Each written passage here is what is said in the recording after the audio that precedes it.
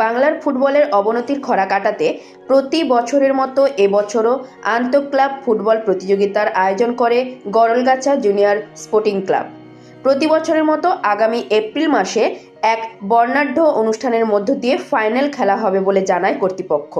এদিন উপস্থিত ছিলেন বাংলার প্রাক্তন ফুটবলার সহ একাধিক জ্ঞানী গুণী ব্যক্তিবর্গগণ।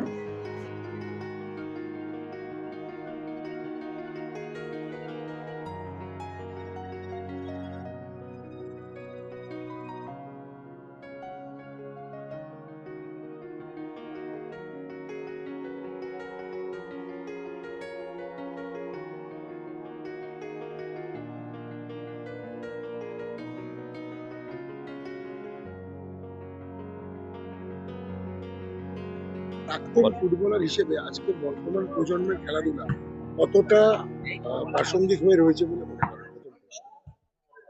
সত্যি কথা বলতে কি, এখন বর্তমানে খেলাধুলার হারটা অনেকটাই কমে গেছে। এর কারণ হচ্ছে, একটা কারণ সেটা হচ্ছে বাবা মায়েদের একটু একটা সন্তান আদরের সন্তান, তাকে যা চাইছে দিয়ে দিচ্ছে। যদিও বা তারা হয়তো পরে পরে চাইছে যে ছেলে মাঠে যাক, খেলাধুলা করুক, শরীর চর্চা করুক, বাট সেটা তারপরে আর সেটা হয়ে উঠছে না। যার জন্য এখন ফুটবল মাঠে অনেক ছেলে কমে গেছে এবং সত্যি কথা বলতে কি আমাদের ফুটবল বন্ধ হতে চলেছে। আর আমরা যখন খেলতাম কি হতো, তখন একটা মাঠে কম করে 4টে টিম থাকতো।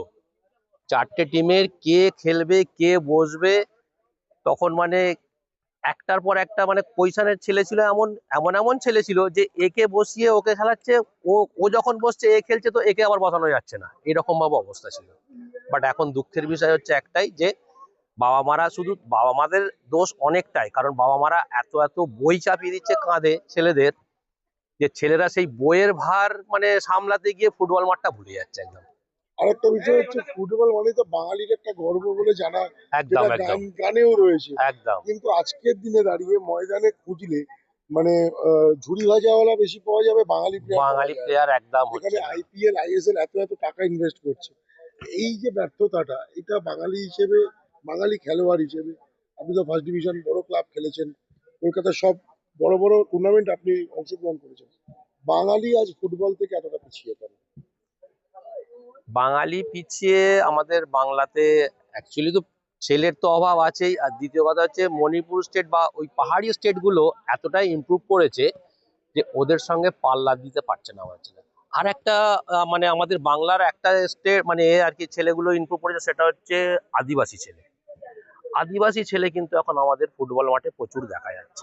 শুধু তাই নয়, এবং আগে আগে কি হতো, আগে বাঙালি ব্রাহ্মণ বলুন, বাঙালি আর কাস্ট যাই হোক, মুসলিম বলুন, যাই বলুন না কেন, এখন তাদের থেকে কিন্তু এখন ওই আদিবাসী ছেলেদের কিন্তু প্রচুর প্রভাবটা বেশি আছে। আর কি বার্তা পাবো? গড়লগাছা জুনিয়র স্পোর্টিং এর কাছে আমার একটা অনুরোধ, যে ওনারা যেভাবে ক্যাম্পটা চালিয়ে যাচ্ছে সেইভাবে যেন চালিয়ে যায়, এবং আমাদের বাংলার যে গর্ব ফুটবল প্লেয়ার তৈরি করার, সেই ফুটবল প্লেয়ার যেন তৈরি করে ভবিষ্যতে যেন কলকাতা মাঠে বাঙালি প্লেয়ার আরো বেশি বেশি করে আসে, এই কামনা আমার গড়লগাছা জুনিয়র। বলছি, আজকে আপনাদের প্রত্যেক বছরই টুর্নামেন্ট হয়, আজকে যে টুর্নামেন্টের যে বিষয়, আমরা দীর্ঘদিন ধরেই ফুটবল টুর্নামেন্টটা করে আসছি।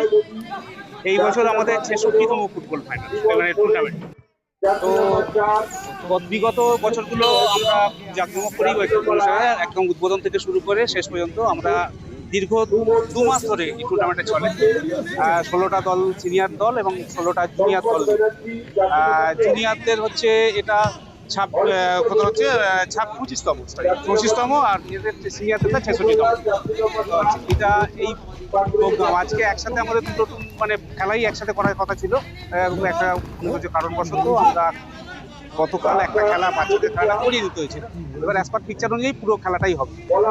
আজকে ফেব্রুয়ারি মাসের 1 তারিখ, আমরা 12 তারিখ, এপ্রিল মাসের 12 তারিখে গিয়ে ফাইনাল করবো। সেটা রাত্রে হবে নৈশলোকে, এবং সেখানে আমাদের এলাকার বিশিষ্ট ব্যক্তিবর্গ ছাড়া বিভিন্ন ফুটবল প্লেয়ার, কলকাতা মাঠের প্রতিদিনের ফুটবলাররা সব আসবেন। আমাদের ঘরের ছিল রানাঘর, যে আইএসএল ফুটবল বর্ডারের ক্যাপ্টেন ছিল, বেঙ্গল টিমের সন্তোষী দলের ক্যাপ্টেন ছিল, সেও আমাদের ক্লাবেরই একজন প্লেয়ার, সেও নিজেও থাকবে এবং আমাদের অতীত দিনের সমস্ত প্লেয়ারদের নিয়ে একটা ভেটারেন্স খেলা ওই দিনকে আমাদের করার কথা আছে। ওই প্রোগ্রামটা আমরা ডেভেলপ করি আর কি চিরকাল এই এমন একটা ভাবে করতে হয় যাতে একটা ফুটবল খেলাটাকে, গ্রাম অঞ্চলের ফুটবলটাকে একটু সামনে তুলে ধরা। আজকে মানে রাজনৈতিক কারণেই হোক আর যে কোনো কারণেই হোক ফুটবলটা মোবাইলের মধ্যে ঢুকে গেছে, সেই জায়গাটা আমরা চেষ্টা করছি যতটা পারা যায় এই মাঠে আনার, ভবিষ্যৎ প্রজন্মকে মাঠ দিতে। আপনাদের এই টুর্নামেন্টের নাম জুনিয়র স্পোর্টিং ক্লাবের টুর্নামেন্ট, একদম ক্লাবের নামেই, মানে আমাদের হচ্ছে জুনিয়র স্পোর্টিং এর টুর্নামেন্ট। হ্যাঁ, আমরা প্রত্যেক বছরই আগে সিনিয়র এবং জুনিয়র পর্যায়ের করি। তো এর একটা জুনিয়রের হচ্ছে 100 পয়েন্টের খেলা, 1 পয়েন্ট সমান 1 ইঞ্চি সমান 1 পয়েন্ট, 1 কিলো সমান, এই দুটো হাইট ওয়েট মিলে এটা করে একটা টুর্নামেন্ট হয়। সেটা হচ্ছে 16টা দল নিয়ে হয়। সেখানে হাওড়া, হুগলি, 24 পরগনার দল যেরকম থাকে এবং সিনিয়রদের দলটাও তাই, এরকমভাবেই আমরা করি। কারণ সেখানে অলালাও সেখানে সবাই বিভিন্ন আমরা হাওড়া, হুগলি, 24 পরগনা, বিভিন্ন আমাদের বর্তমানেরও কোনো টিম আসে আমাদের টুর্নামেন্টে খেলে। এইভাবেই আমরা প্রতি বছরই করে আসি, দীর্ঘদিন ধরে করে আসি। ফাইনাল আমাদের 12ই এপ্রিল 26 এবং নৈশটা।